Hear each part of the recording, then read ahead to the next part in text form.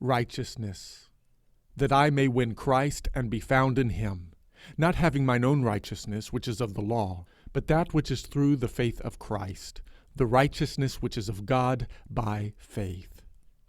Epistle to the Philippians, chapter 3, verses 8 and 9. What does the apostle mean by the righteousness that is of God by faith?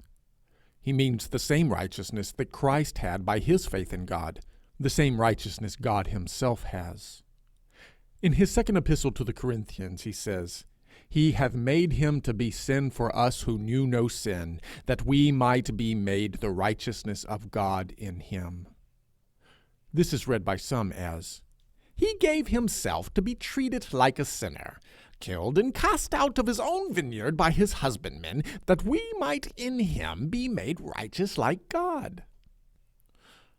As the antithesis stands, it is rhetorically correct. But if the former half means, He made him to be treated as if he were a sinner, then the latter half should, in logical precision, mean that we might be treated as if we were righteous.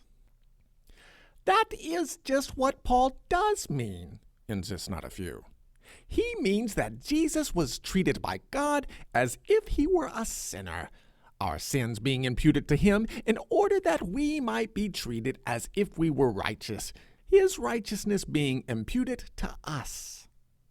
That is, that by a sort of legal fiction, Jesus was treated as what he was not, in order that we might be treated as what we are not. This is the best device, according to the prevailing theology, that the God of truth, the God of mercy, whose glory is that he is just to men by forgiving their sins, could fall upon for saving his creatures. I had thought that this most contemptible of false doctrines had nigh ceased to be presented, though I knew it must be long before it ceased to exercise baneful influence. But, to my astonishment, I came upon it lately in quite a modern commentary, which I happened to look into in a friend's house. I say to my astonishment, for the commentary was the work of one of the most liberal and lovely of Christians, a dignitary high in the Church of England, a man whom I knew and love, and hope ere long to meet where there are no churches. In the comment that came under my eye, he refers to the doctrine of imputed righteousness as the possible explanation of a certain passage, refers to it as to a doctrine concerning whose truth was no question.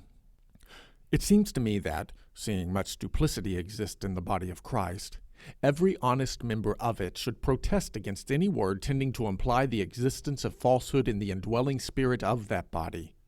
I now protest against this so-called doctrine, counting it the rightful prey of the foolishest wind in the limbo of vanities, whither I would gladly do my best to send it. It is a mean, nauseous invention, false and productive of falsehood. Say it is a figure. I answer it is not only a false figure, but an embodiment of untruth. Say it expresses a reality, and I say it teaches the worst of lies.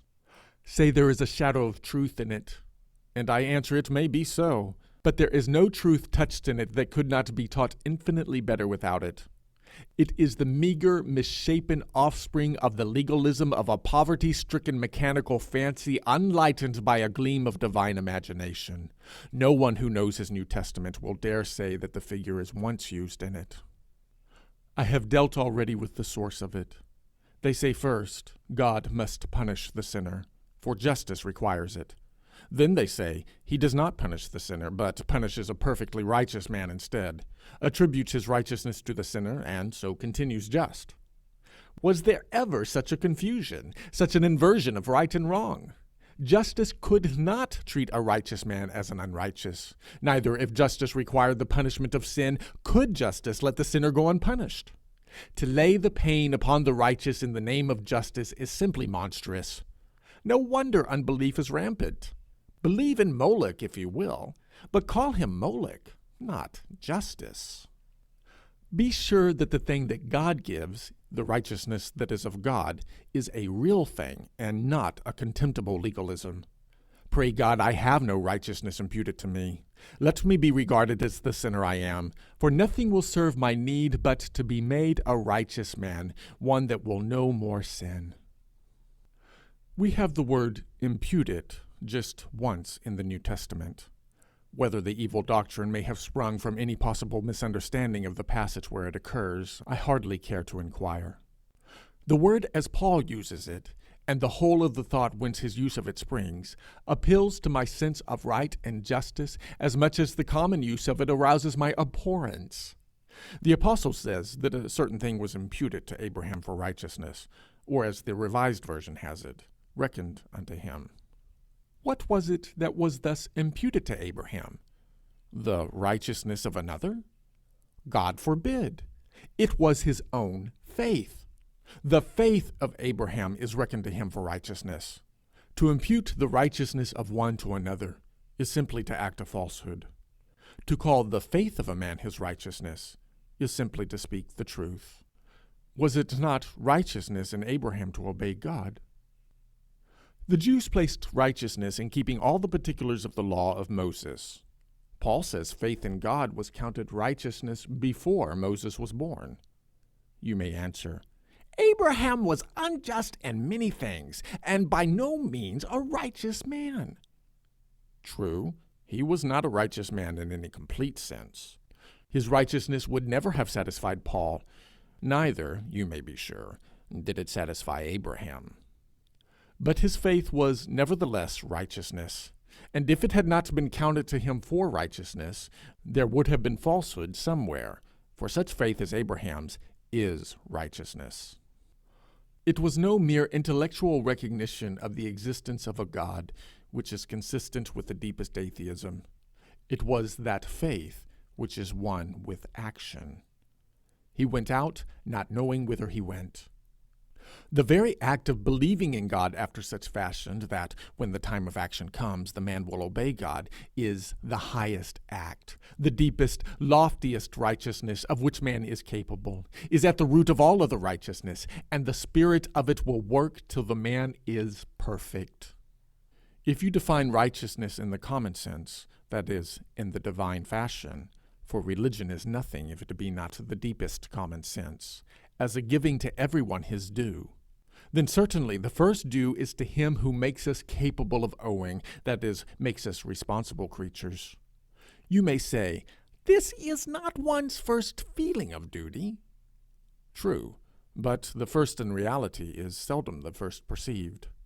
The first duty is too high and too deep to come first into consciousness. If anyone were born perfect, which I count an eternal impossibility, then the highest duty would come first into the consciousness. As we are born, it is the doing of, or at least the honest trying to do many another duty, that will at length lead a man to see that his duty to God is the first and deepest and highest of all, including and requiring the performance of all other duties whatever. A man may live 1,000 years in neglect of duty, and never come to see that any obligation was upon him to put faith in God and do what he told him, never have a glimpse of the fact that he owed him something. I will allow that if God were what he thinks him, he would indeed owe him little. But he thinks him such in consequence of not doing what he knows he ought to do. He has not come to the light. He has deadened, dulled, hardened his nature. He has not been a man without guile, has not been true and fair. But while faith in God is the first duty, and may therefore well be called righteousness in the man in whom it is operative, even though it be imperfect, there is more reason than this why it should be counted to a man for righteousness.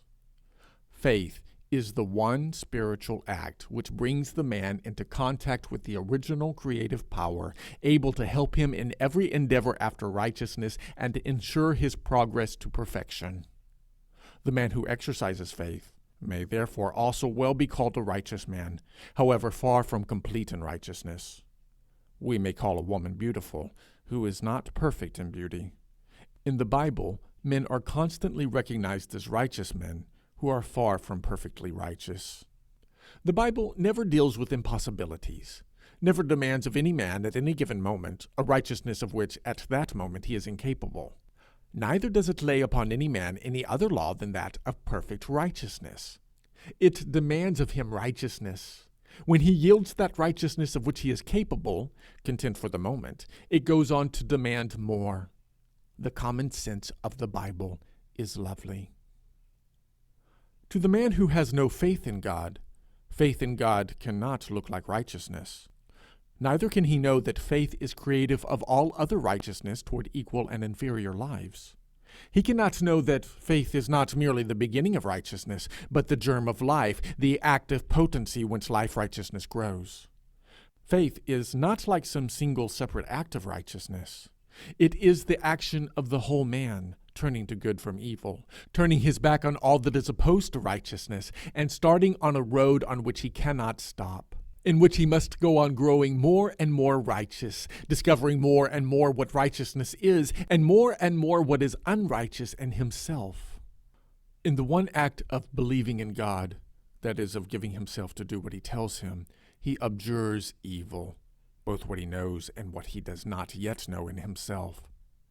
A man may indeed have turned to obey God, and yet be capable of many an injustice to his neighbor, which he has not yet discovered to be an injustice. But as he goes on obeying, he will go on discovering.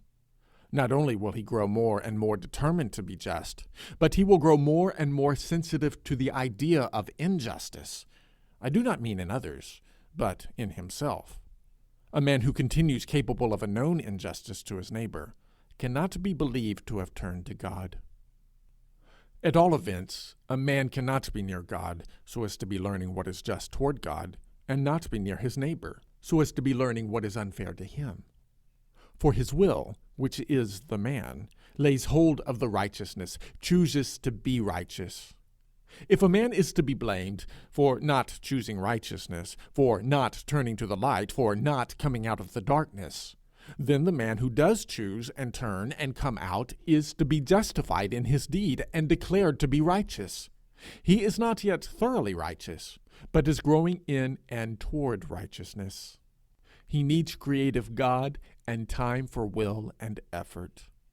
Not yet quite righteous, he cannot yet quite act righteously, for only the man in whom the image of God is perfected can live perfectly.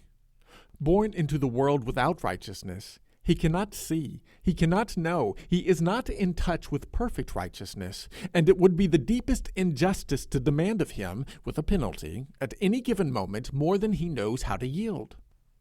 But it is the highest lure constantly to demand of him perfect righteousness as what he must attain to.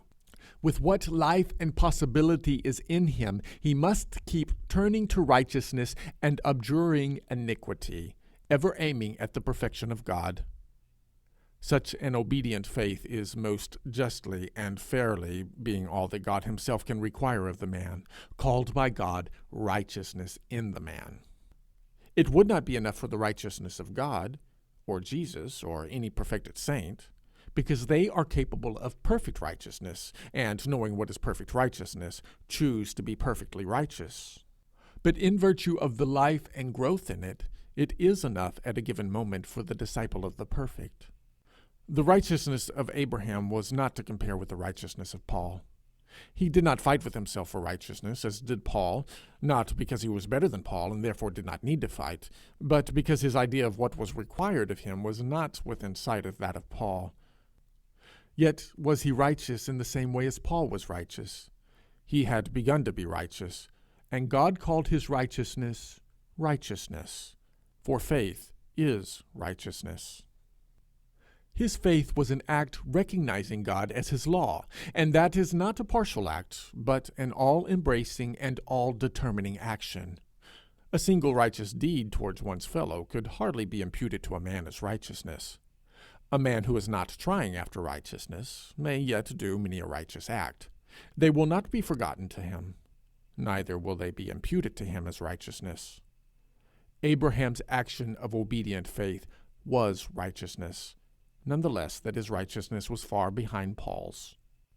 Abraham started at the beginning of the long, slow, disappointing preparation of the Jewish people. Paul started at its close, with the story of Jesus behind him. Both believed, obeying God, and therefore both were righteous. They were righteous because they gave themselves up to God to make them righteous, and not to call such men righteous, not to impute their faith to them for righteousness, would be unjust. But God is utterly just, and no wise resembles a legal-minded Roman emperor, or a bad pope formulating the doctrine of vicarious sacrifice.